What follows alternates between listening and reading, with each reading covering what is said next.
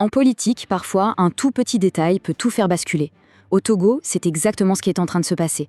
Une histoire de portrait, un simple cadre accroché au mur, a déclenché une véritable crise constitutionnelle. Et tout part d'une lettre de l'opposant Jean-Pierre Fabre, qui met le feu aux poudres. Vous savez, il y a une phrase qui circule à Lomé et qui résume parfaitement toute cette affaire. Les symboles y parleraient plus fort que les lois. Ça veut tout dire. Un geste, une image, peut avoir beaucoup plus de poids qu'un article de loi. Et c'est précisément là que notre histoire commence. Alors, imaginez la scène.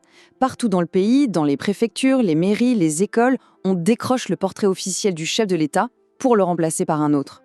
Ça peut sembler anodin, n'est-ce pas? Eh bien, pas du tout. C'est le cœur d'une véritable tempête politique. Alors, qu'est-ce qui se cache vraiment derrière tout ça?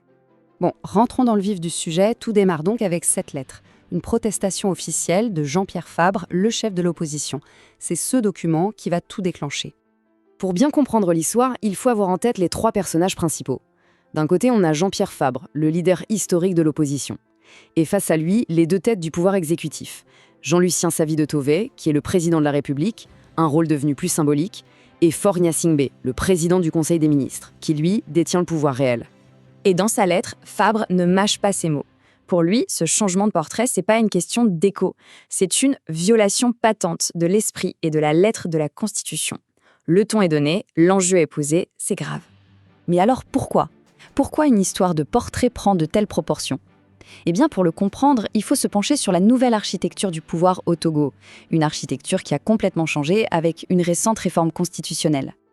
Le Togo est donc entré dans ce qu'on appelle sa 5e République.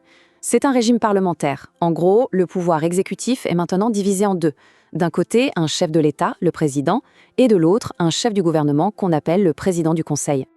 Et cette distinction, elle est cruciale. Le président de la République, c'est le symbole de la nation, un arbitre qui est au-dessus des partis. Mais le président du Conseil, lui, c'est le patron. C'est lui qui détient tous les pouvoirs exécutifs, qui dirige le gouvernement au jour le jour. Et c'est là que les mots de Fabre sont terriblement forts. Pour lui, cette nouvelle fonction de président de la République, c'est une coquille vide. Il la décrit comme, je cite, « un machin, un objet de décoration, une institution potiche ». Autrement dit, une pure façade. Mais l'accusation va en réalité bien au-delà de cette histoire de portrait. Pour Jean-Pierre Fabre, tout le système est une imposture. Il parle de parlementarisme de façade. Et voilà le fond du problème selon lui. L'opposition est convaincue que cette réforme constitutionnelle n'a jamais eu pour but de créer une démocratie parlementaire plus équilibrée. Non. L'objectif, ce serait une manœuvre pour contourner les limites de mandat et permettre au pouvoir en place de se maintenir indéfiniment. Et c'est là qu'on touche à un point assez incroyable, soulevé par la lettre de Fabre. Une ambiguïté énorme, béante, au cœur même du nouveau texte constitutionnel. Figurez-vous que la nouvelle constitution oublie, purement et simplement, de préciser qui a le pouvoir de nommer les ministres. Oui, Fabre appelle ça une faille constitutionnelle abyssale. Comment le texte fondamental d'un pays peut-il être silencieux sur un point aussi essentiel?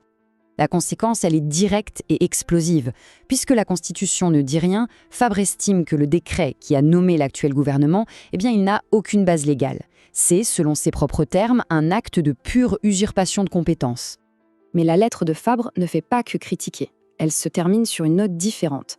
Un appel direct, un SOS presque, lancé à ce président de la République rendu symbolique. Et pour donner du poids à son appel, il va chercher une grande figure politique, Pierre Mendès France, en le citant. Pour un homme politique responsable, la fonction crée le devoir. En gros, il rappelle au président Savy de Tové que même si son pouvoir est limité, sa fonction lui impose des responsabilités morales. Alors, qu'est-ce qu'il attend de lui concrètement? Il lui demande de sortir de son silence, de prendre une position publique claire, de corriger cette dérive, de réaffirmer que sa fonction de président n'est pas juste décorative et de faire respecter l'article 40 de la Constitution qui fait de lui le symbole de l'unité nationale. Et tout ça nous laisse avec la question finale, la question qui résume tout le drame. Que peut faire un président sans pouvoir? Quand votre propre portrait est remplacé sur les murs de la République par celui qui détient le pouvoir réel, que vous reste-t-il? C'est tout le dilemme et toute l'interrogation qui pèse sur le Togo aujourd'hui.